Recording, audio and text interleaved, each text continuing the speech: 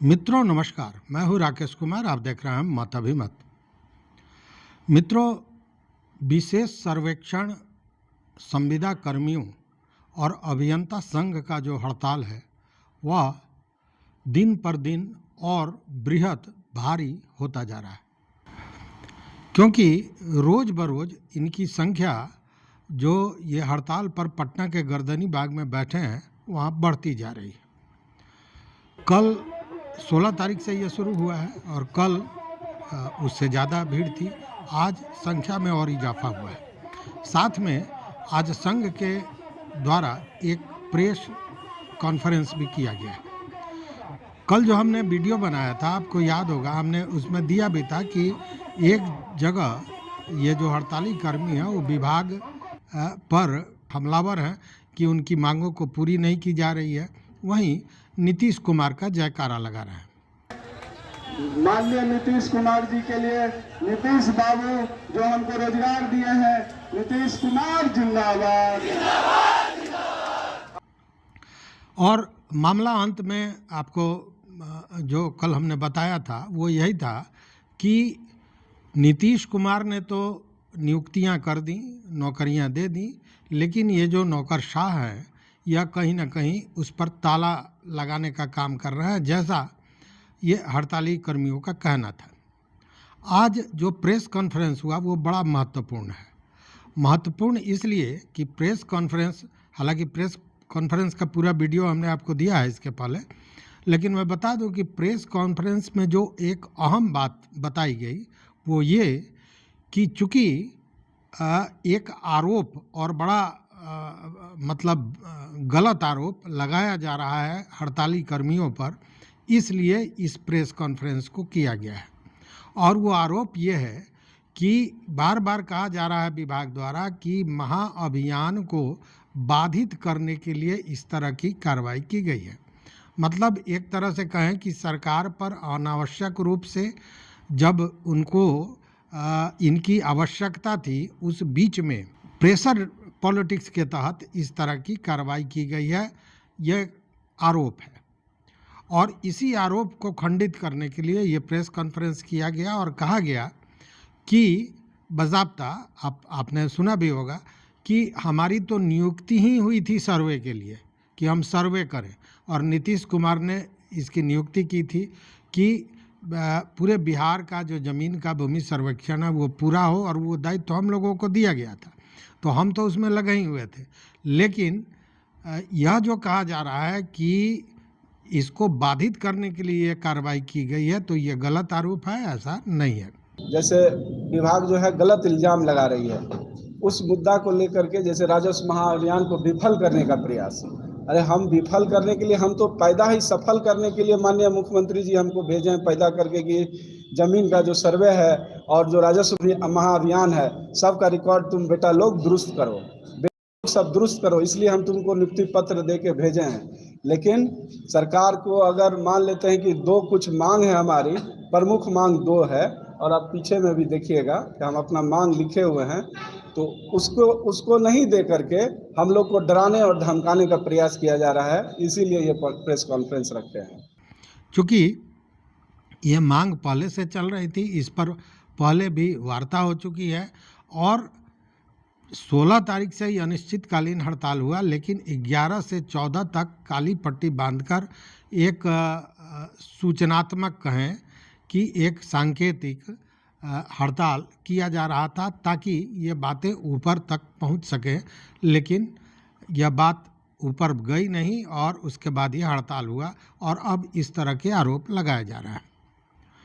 अब ये आरोप कैसे है, क्या है, इसको भी समझ लीजिए। चूँकि आज एक इंटरव्यू के तहत राजस्व एवं भूमि सुधार विभाग के एसीएस दीपक कुमार सिंह ने कुछ बातें कही और उन्होंने स्पष्ट किया कि 3 दिन जो बीता है, इस 3 दिन में अब तक 23 लाख लगभग जो घर घर जाकर दस्तावेज देने थे, जो जमाबंदियां बांटनी थी, वह 23 लाख बांटा जा चुका है। हालांकि उनका कहना है कि अभी संख्या बहुत बड़ी है, लगभग 3 करोड़ 60 लाख लोगों के बीच में ये वितरित करना है।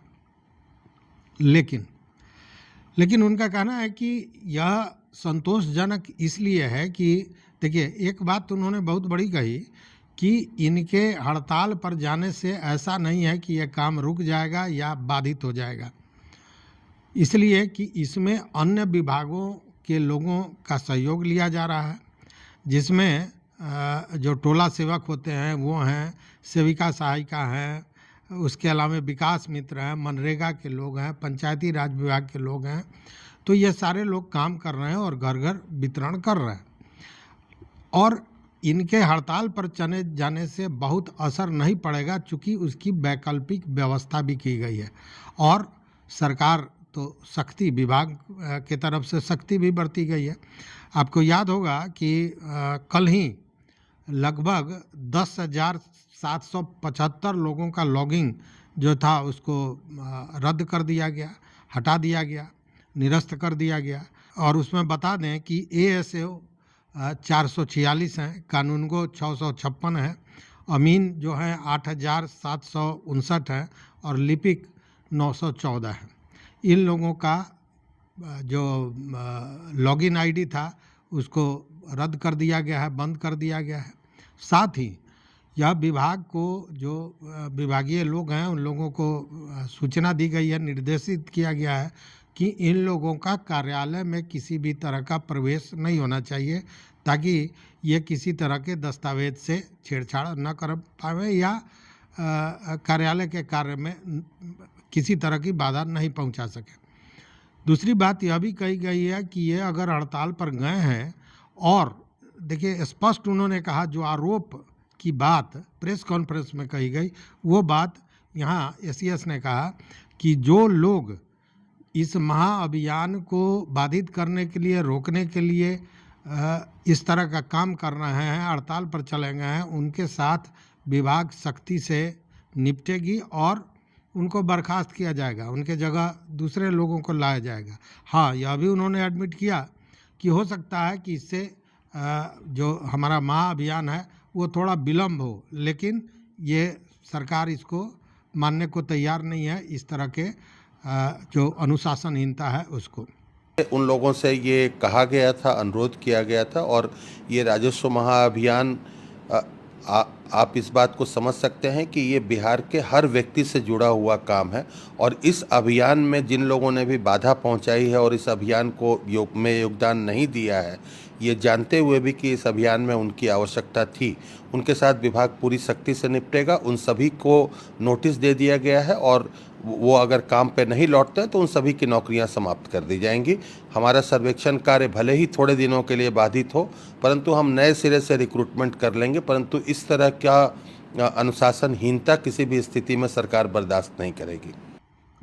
अब ये सारी चीज़ें चल रही हैं, और उसी में जो अब देखिए यहाँ स्थिति क्या बन रही है कि एक तरफ विभाग सख्ती पर अड़ा हुआ है और दूसरी तरफ जो ये हड़ताली कर्मचारी हैं वो अपनी मांगों पर अड़े हुए हैं।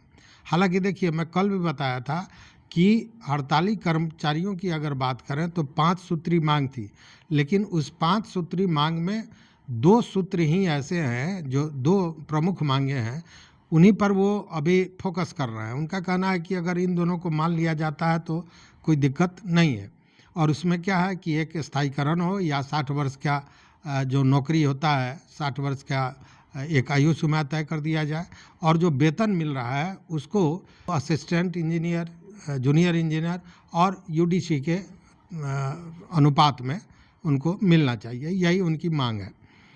और इसको लेकर क्या क्या परेशानियां उनको हो रही हैं यह भी बताया गया है। दूसरी बात कि प्रेस कॉन्फ्रेंस पे जो नेताओं ने खुलासा किया कि 2 बार बाज़ाब्ता नियुक्तियां हुई थी, अमीन की जो नियुक्ति हुई थी, पहली बार जब कोरोना काल था, सारे लोग घर में थे, उस समय परीक्षा लेकर नियुक्ति की गई थी, और दूसरी बार 2024 में आपको याद होगा 9,888 लोगों की नियुक्ति हुई थी, और इसी काम के लिए, सर्वे के लिए ही हुई थी। तो उनका कहना है कि जिस काम के लिए हमारी नियुक्ति हुई थी उस काम को बाधित करने का तो सोच ही नहीं पैदा हो सकता। यह पूरी तरह आरोप जो है वो गलत है।